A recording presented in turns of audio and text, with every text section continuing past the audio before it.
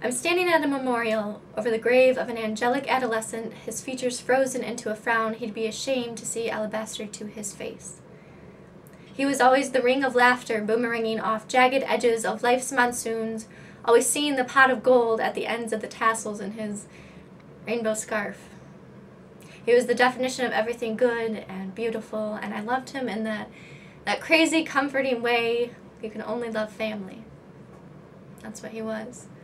He was the brother I never had, the father that had left, an extension of my right arm where my fingertips stopped. And now the right side of my body is leaning like Pisa, as it searches for its support in the ever-sinking weight in my stomach, lopsided as his grin that day at the mall when he whispered to me, "Hey sis, did you see that guy's booty?" Man, girl, he had it all. And I reached out and grabbed the other part of me that was staring at the other man's body. Homosexuality was like the first year Spanish the school had to teach, a language that surrounded me but I was unable to interpret or speak. But the adolescent's mind is as naive as the world would let it to be, and I believed that gay was not a singular entity that defined a whole being, but rather was the note on the bottom or top half of a chord. Chords that David would sing in church like the angels' harmony. That day, David was singing the first song of love's heartbreak to a silly girl sitting on a picnic bench, his arm on my shoulder sagging with love's first heartbreak. Lean on me when you're not strong, and I'll be your friend. I'll help you carry on. And just like that, a rainbow split the sky into idealism and reality. A reality which took form of a hand connecting to a jaw and a voice that slithered to my ear, "Hey fag, I don't think she's really your type, now is she? Maybe you'd like to try on something a little more your style." And I turned to see the pastor's son. In all his holiness, his halo dragging behind him, and the shit sprawled from hypocritical sermons of love your neighbor as yourself. And David stood up, and our connection pulled me like a puppet's masterful, willful string, turning our backs on that hate. Eyes open to the bitterness of the world we live in. And standing over the churned ground with his white suit speckled like a robin's egg with the dirt from the grave, all I can do is stare at the pastor, the words spewing from his mouth. You take a clock hand tick to the left, and I see his son. And I stare for what I know and what no one else knows.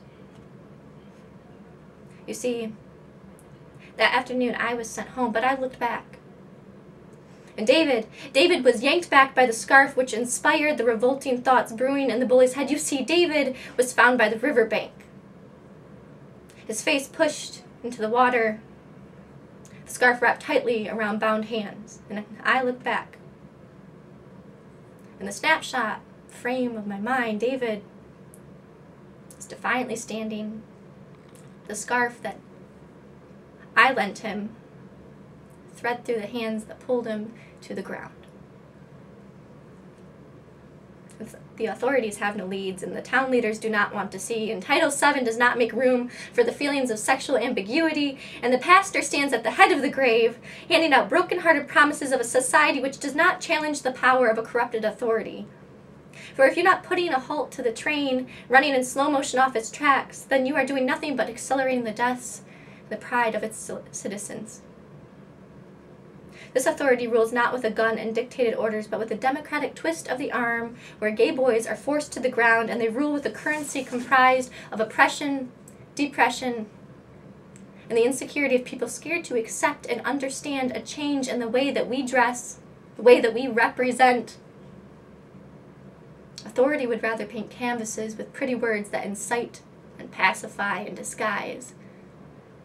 So what authority would fight for David, who was killed by land of the free, which does not give all equality?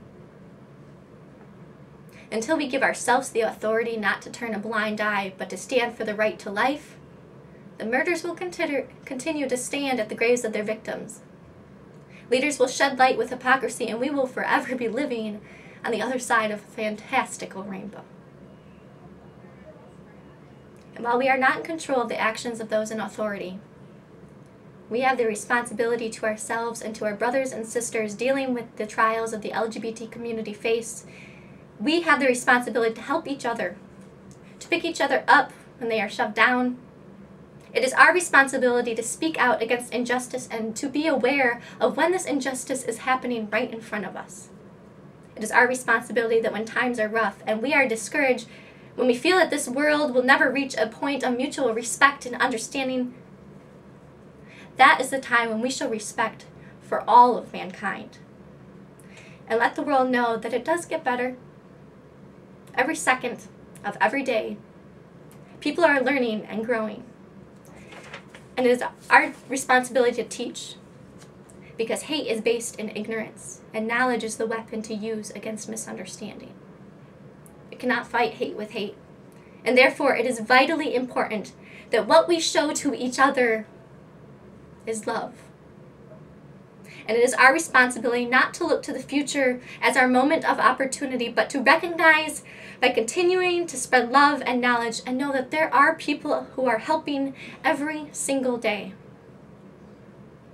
Therefore, those here and everywhere working to create equality for all, regardless of gender, identity, race, religion, or sexual orientation. Don't give up hope, because things will get better, starting right now.